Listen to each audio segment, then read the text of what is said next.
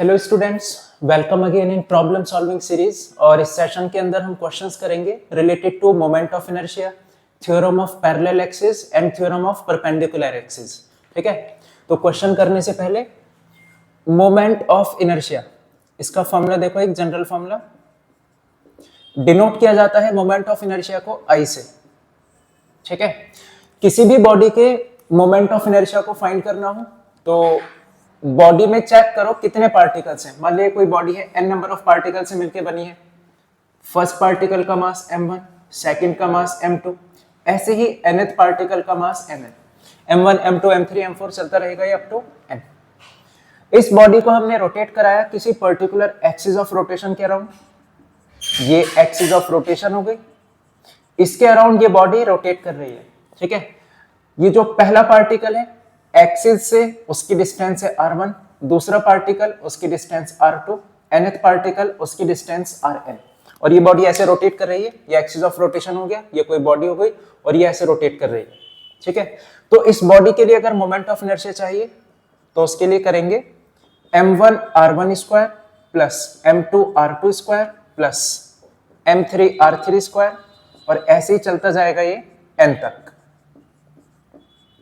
ठीक है, तो ये होता है मोमेंट ऑफ इनर्शिया को फाइंड करने का तरीका। और इसकी एसआई यूनिट मास की केजी और डिस्टेंस की मीटर, तो केजी मीटर स्क्वायर, ये इसकी एसआई यूनिट हो जाएगी।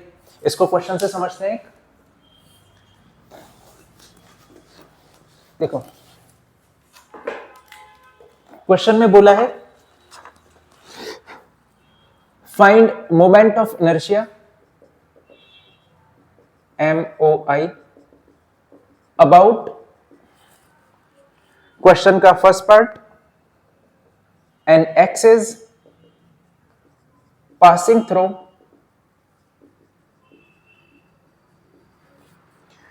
Point of intersection of diagonals and perpendicular to the plane of square। ठीक है, और क्वेश्चन का second part, the side AB, और क्वेश्चन का लास्ट पार्ट डायगोनल BD। और ये फिगर हमें क्वेश्चन में गिवन है, एक स्क्वायर है, उसकी साइड गिवन है 1 मीटर। स्क्वायर के चारों कॉर्नर पर कुछ मास प्लेस है, 4 kg, 5 kg, 3 kg और 2 kg। ठीक है, A, B, C और D। अब क्वेश्चन को देखना ध्यान से।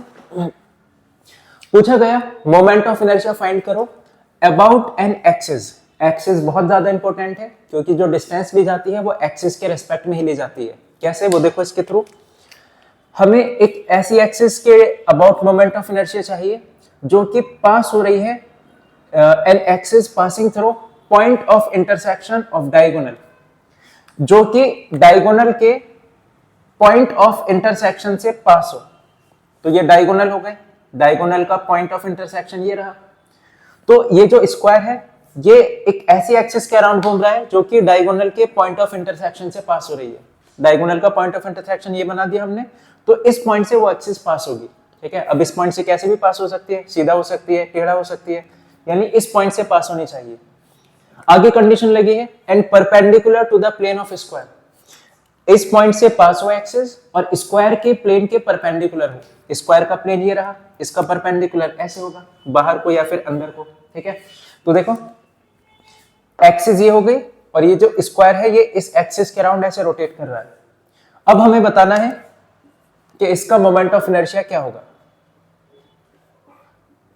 क्योंकि 4 पार्टिकल्स हैं A, B, C, D, तो मोमेंट ऑफ इनर्शिया का फॉर्मूला क्या होगा, m1 r1 square, m2 r2 square, और ऐसे ही फोर्थ तक m3 r3 square, m4 r4 square. ठीक है, मासेस तो हमें पता है कितने हैं।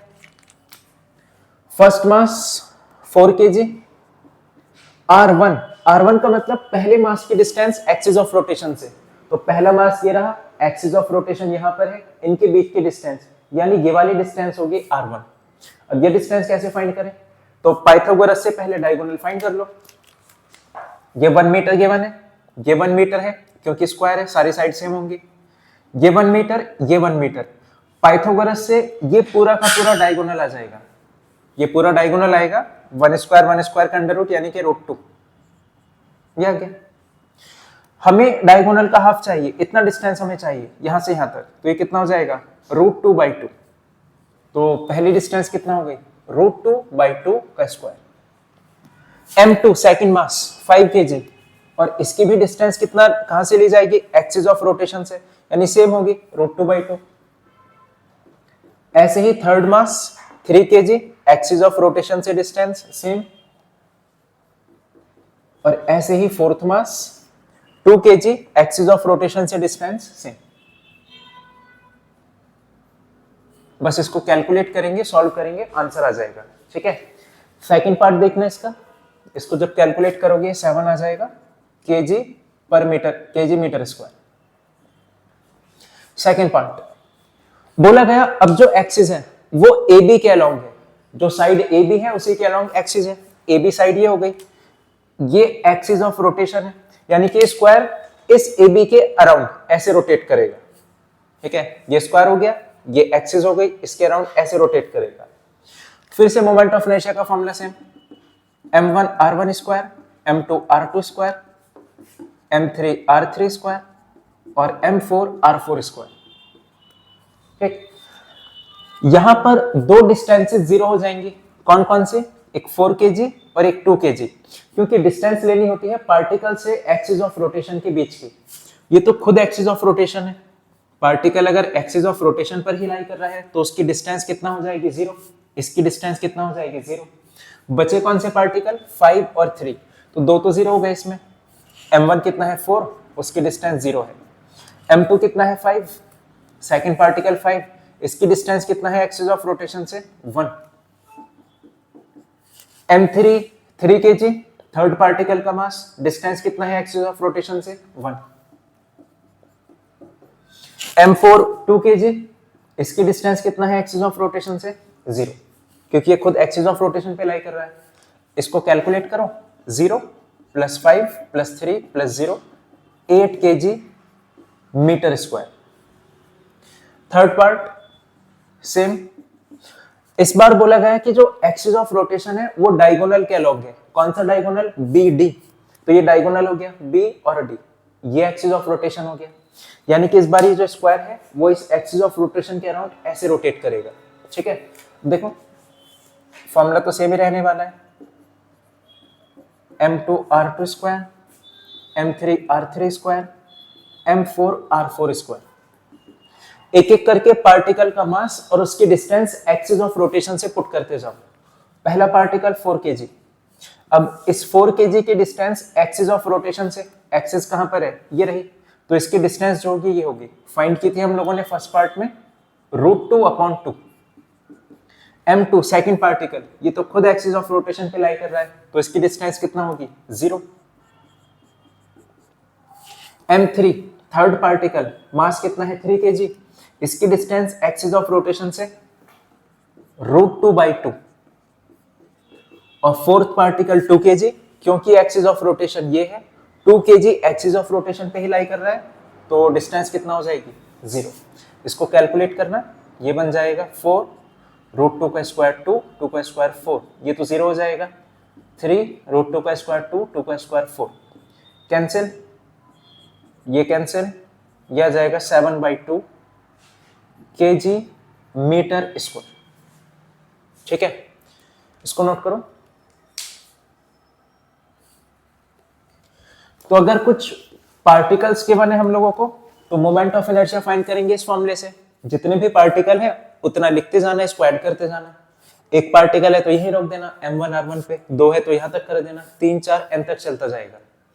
बट अगर हमें पार्टिकल से ना गिवन हो, पूरी की पूरी एक शेप गिवन हो कुछ, तो उसके लिए कुछ फॉर्मूलाज तुम्हें लर्न करने होंगे। जैसे ये टेबल तुम्हें एनसीईआरटी में मिल जाएगी। ठीक है, मैं फिलहाल एक दो बता देता हूं एग्जांपल के लिए।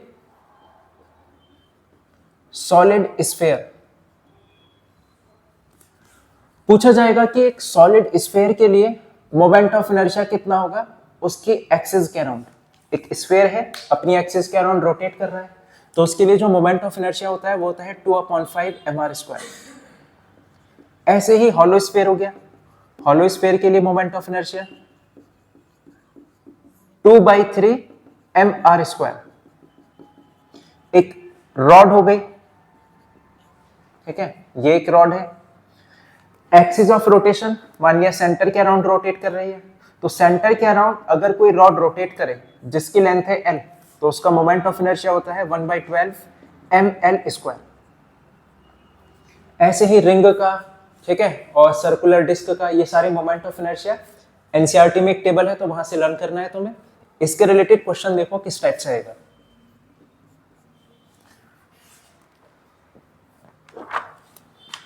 बोला गया calculate moment of inertia of earth of mass 10 to the power 25 kg and diameter 12800 kilometer about its axis। ठीक है, about its diameter। देखो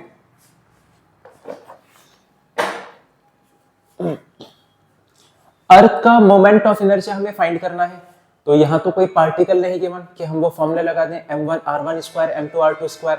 वो तो तब अप्लाई करेंगे जब बॉडी कुछ छोटे छोटे पार्टिकल से मिलके बनी होगी और उन पार्टिकल का मास हमें गिवन होगा। बट यहां पर क्या है, पूरी ही बॉडी का मास गिवन है हमें। अर्थ है, अर्थ का मास गिवन है 10 की पावर 25, अर्थ का डायमीटर गिवन है और इसका मोमेंट ऑफ इनर्शिया पूछा गया। तो हमने देखा कि अर्थ का जो शेप है वो कैसा, स्फेरिकल, और अंदर से अर्थ हमारी एकदम सॉलिड है, होलो तो नहीं है। तो सॉलिड स्फीयर के लिए मोमेंट ऑफ इनर्शिया ये हमें याद है 2/5 mr²। सीधा फॉर्मूला अप्लाई करना, 2/5 mr², मास गिवन है 10 की पावर 25, आर रेडियस हमें डायमीटर गिवन है 12800, तो इसका हाफ कर लेना, ये आ गई रेडियस। किलोमीटर में गिवन है, स्टैंडर्ड यूनिट मीटर होती है, तो 10 की पावर 3 यानी कि 1000 से मल्टीप्लाई, और स्क्वायर तो था यहाँ पर। ठीक है, इसको सॉल्व करके कैलकुलेट करोगे तो इसका आंसर आ जाएगा 1.64 into 10 to the power 38 kg metre square. ऐसे ही कोई भी रैंडम शेप गिवन होगी तुम लोगों को, तुम्हें उसका मोमेंट ऑफ इनर्शिया याद होना चाहिए और उसको पुट कर देना सीधा फॉर्मूले में। वैल्यूज गिवन होंगी, मास और डिस्टेंस वगैरह, तो आंसर आ जाएगा। ठीक है, इसको नोट करो। यहीं पर एक थ्योरम देखना,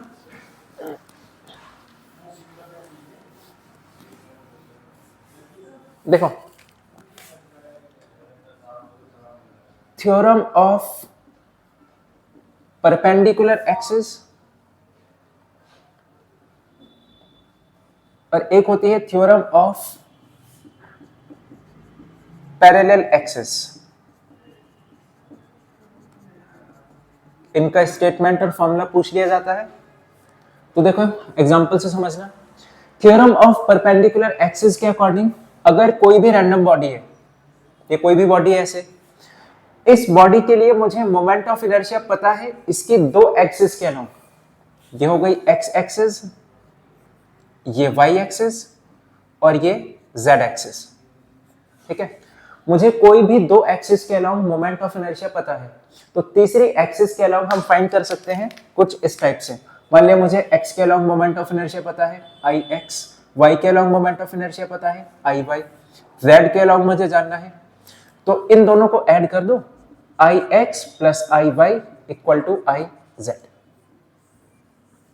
बस ये होती है थ्योरम ऑफ परपेंडिकुलर एक्सिस, कि किसी भी एक्सिस के अराउंड मोमेंट ऑफ इनर्शिया दो मोमेंट ऑफ इनर्शिया के सम के इक्वल होगा। वो दो मोमेंट ऑफ इनर्शिया कौन कौन से होंगे, जिसके लिए हमने फाइंड किया उसके परपेंडिकुलर दोनों एक्सिस होनी चाहिए। एक कंडीशन का ध्यान रखना, ऐसे नहीं कि किसी को भी सम कर दोगे कि I Z plus I Y equal to I X, ऐसा नहीं कर सकते। जिन दो एक्सिस का मोमेंट ऑफ इनर्शिया हमने ऐड किया वो बॉडी के प्लेन में लाई करने चाहिए, और ये जो थर्ड वाली एक्सिस है वो बॉडी के परपेंडिकुलर होने चाहिए। जैसे ये जेड एक्सिस है, ये तो बाहर की तरफ है ना, बॉडी कहाँ रखी है, इस प्लेन में, बोर्ड पे रखी है बॉडी। ये एक्स एक्सिस थी, ये वाई एक्सिस थी, और जेड एक्सिस किधर है, बाहर की तरफ, ऐसे। तो बॉडी के परपेंडिकुलर जो एक्सिस है वो इक्वल होंगे बाकी दोनों के सम के।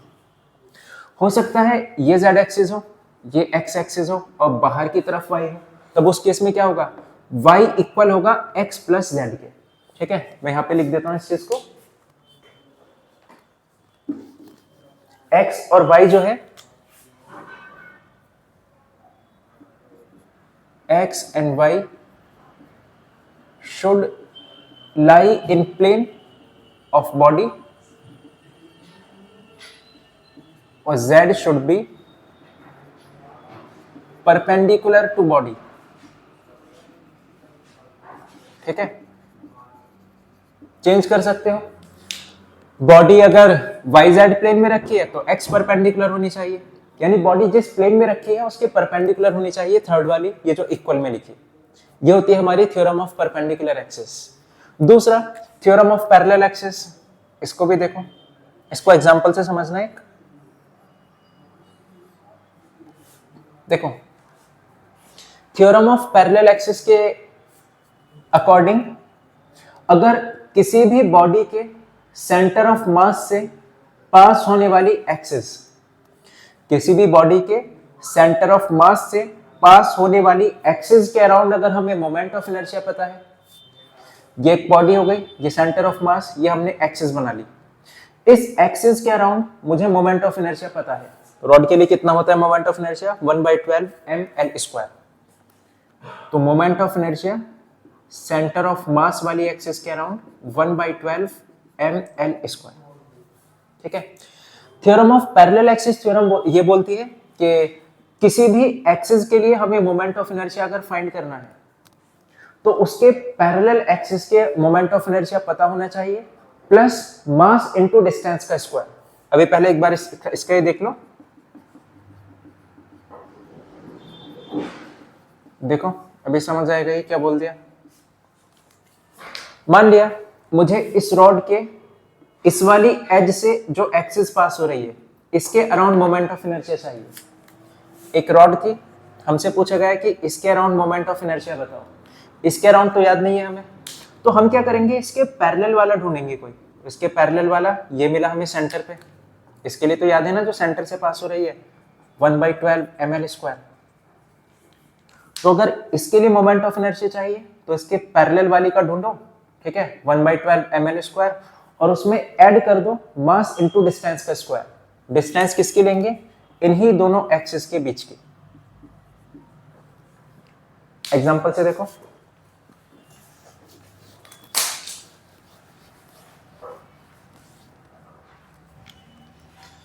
देखो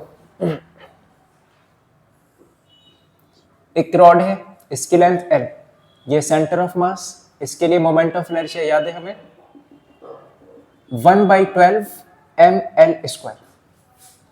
अब मुझे इसके लिए मोमेंट ऑफ इनर्शिया चाहिए, इस एक्सिस के अलाउंड I चाहिए, तो उसके लिए क्या करेंगे, इसके पैरेलल वाला I सेंटर ऑफ मास और इसमें ऐड कर देंगे मास इनटू डिस्टेंस का स्क्वायर।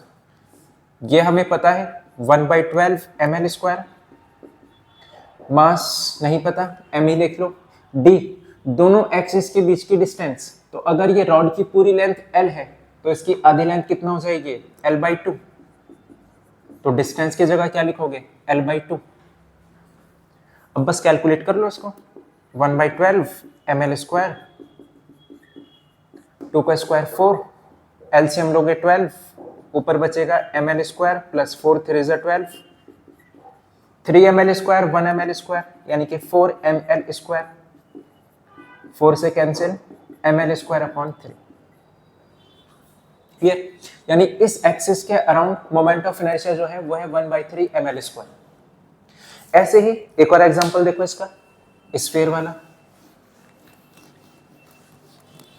सॉलिड स्फीयर के लिए मोमेंट ऑफ इनर्शिया ये हमें पता है, ये सॉलिड स्फीयर है, इसके लिए मोमेंट ऑफ इनर्शिया पता है 2/5 mr²। और एक्सिस कौन सी है जो इसके सेंटर ऑफ मास से पास हुई। हम चाहते हैं कि इसके टेंजेंट के अलोंग जो एक्सिस है, ये वाली जो टेंजेंशियली पास हो रही है, इसके अलोंग मुझे मोमेंट ऑफ इनर्शिया चाहिए, आई हमें चाहिए। तो उसके लिए क्या करेंगे, आई इक्वल टू इसके पैरेलल वाली का फाइंड करो, आई सेंटर ऑफ मास और प्लस मास इनटू डिस्टेंस का स्क्वायर। डिस्टेंस कौन सी लेनी है, दोनों एक्सिस के बीच की। सेंटर ऑफ मास के अलोंग मोमेंट ऑफ इनर्शिया पता है 2/5 mr² प्लस मास डिस्टेंस का स्क्वायर, इन दोनों के बीच की डिस्टेंस कितना होगी, इसकी रेडियस के बराबर ही होगी, d की जगह पे r। एलसीएम ले लो 5 2 mr² प्लस 5 mr², तो कितना हो जाएगा मिलकर के 7 mr²/5। यह आ चुका मोमेंट ऑफ इनर्शिया टेंजेंट के अलोंग। ऐसे ही किसी भी बॉडी के सेंटर ऑफ मास के लिए हमें याद होगा और वो कुछ टेंजेंट के अलोंग पूछ लेगा, एज के अलोंग पूछ लेगा, यानी उसके पैरेलल एक्सिस के अलोंग पूछ लेगा। ठीक है, तो ये होती है हमारी थ्योरम ऑफ पैरेलल एक्सिस। इसको नोट करो।